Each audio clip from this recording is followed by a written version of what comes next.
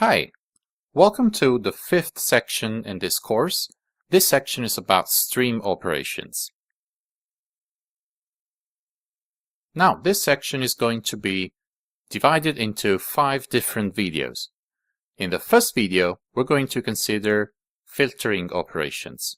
So operations that discard some elements and keep some other elements. In the second video, we're going to consider operations that transform and rearrange the elements in a stream.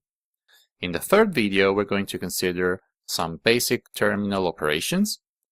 In the fourth video, we're going to consider more sophisticated terminal operations called reductions and collectors. And finally, in the last video, we're going to see numeric streams, which are streams that are specialized for numeric primitive types. Let's start this first video about filtering stream elements. In this video, we will present a number of intermediate stream operations that select some elements from the stream and discard some others.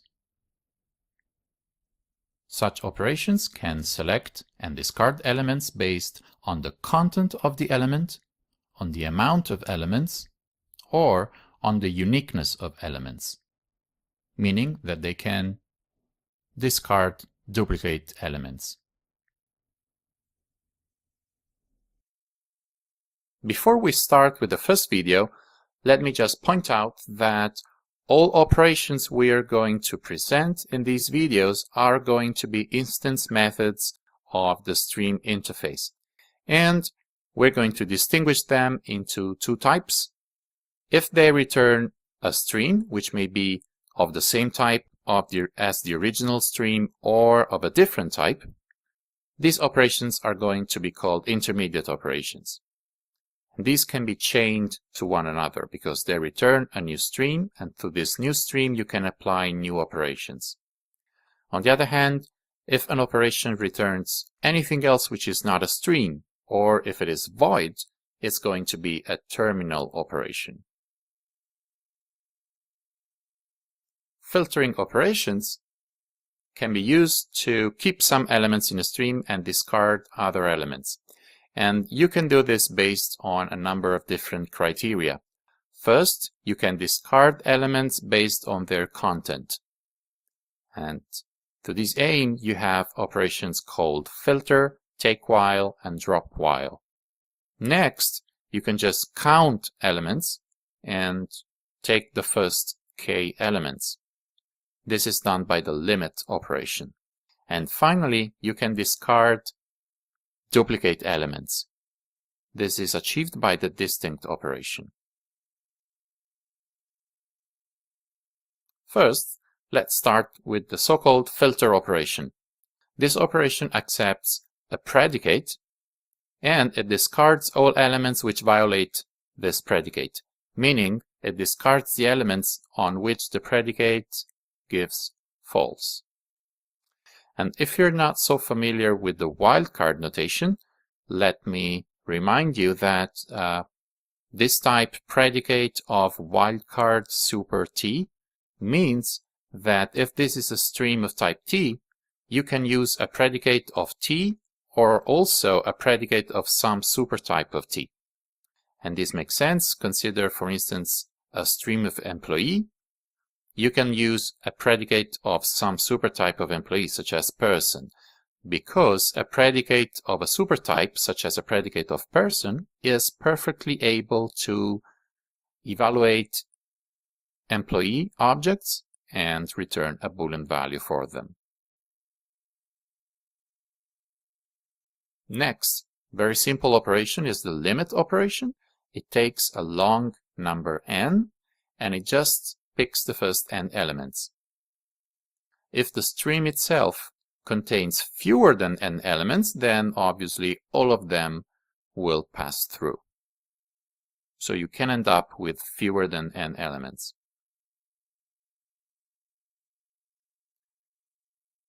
And then the distinct operation, it just discards duplicates, and here by duplicates we mean objects that are considered equal by the equals method. So duplicates according to equals. Now let's see an example. Suppose our objective is to select 10 random positive distinct integers. So let's start with defining our usual stream of random integers. And let me just quickly point out that there's an easier and also more efficient way to obtain a stream of random integers, but it involves a special type of stream called int stream, which we haven't introduced yet. So I'm going to stick with this slightly more complex form. So how do we select 10 random positive distinct integers from this stream? It's quite easy and neat. We apply the following 3 filtering operations one after another. First, we filter only positive integers. So we discard all numbers that are negative or 0. Then we remove duplicates. And finally, we limit the stream to its first 10 elements. And then we print them out. Now, these 3 operations are performed in this specific order because that's the best order to execute them. As an exercise, let's see what happens if we switch the order of some of these operations. For instance, let's switch the second and third operation.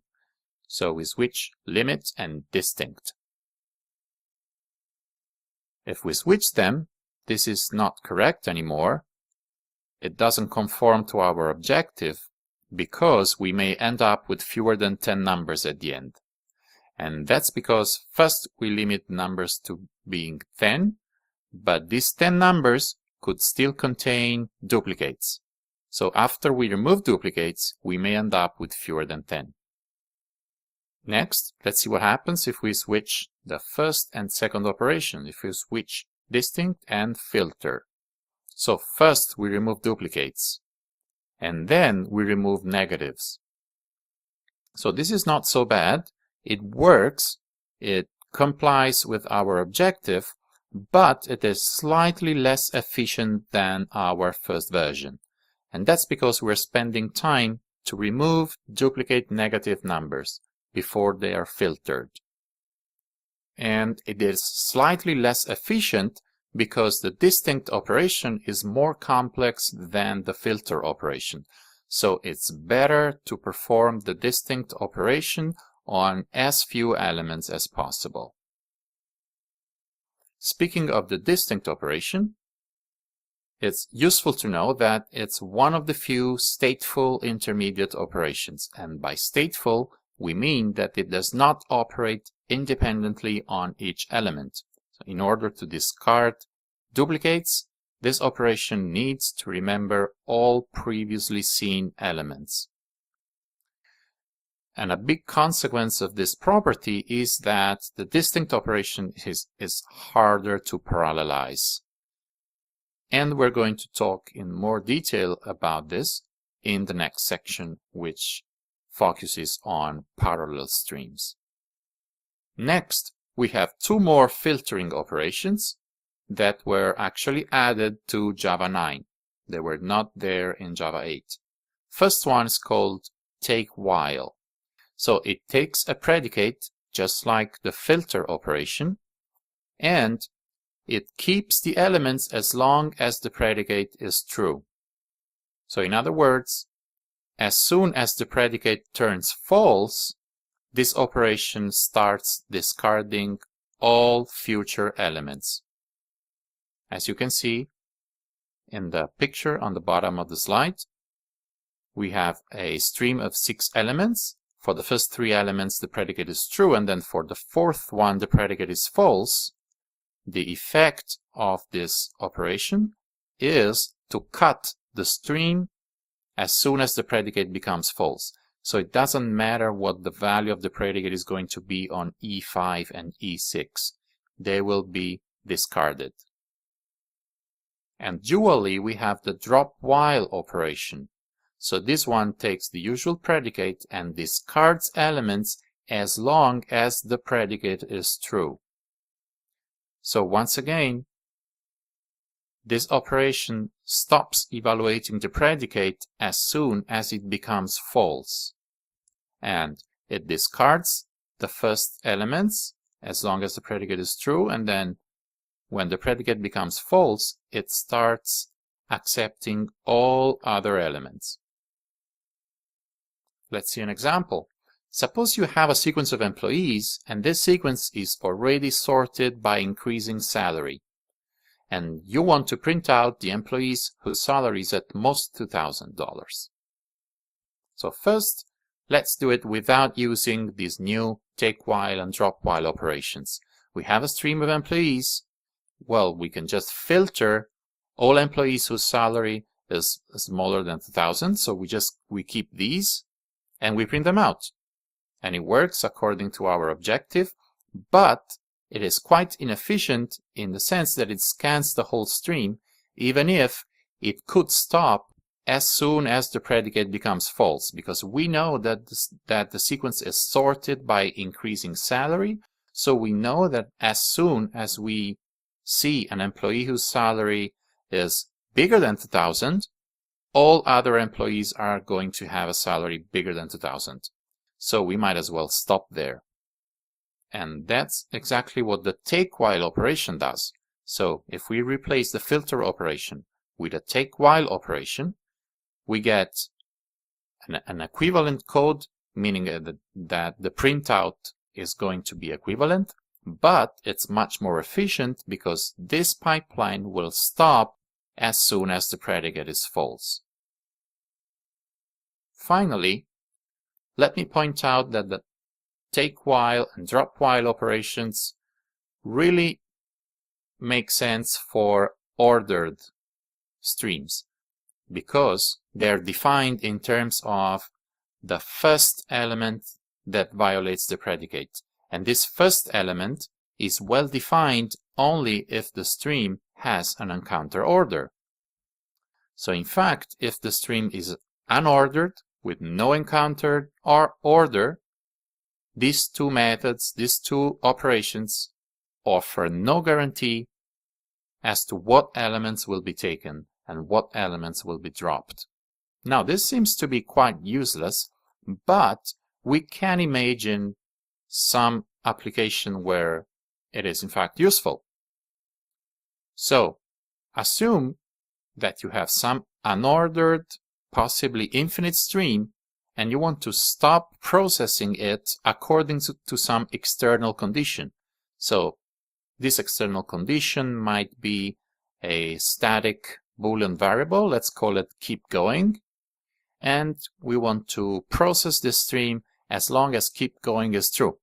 Well, we can do this with take while using this somehow strange predicate which reads an element x and ignores it and just returns the current value of the keep going variable. So this is going to do what we want, but it's achieving this objective in a very non-functional way, meaning it's really against all rules of functional programming, because this predicate is not stateless. It is completely ignoring the argument it's receiving. It's just accessing some external state, in this case the keep going variable, and using that as its return value. So this kind of techniques should be avoided if possible. Summarizing, we learned that elements from streams can be filtered by their content, by their amount, or by uniqueness. There's a couple more filtering operations out there. For instance, you may want to find out how you can skip the first k elements in a given stream.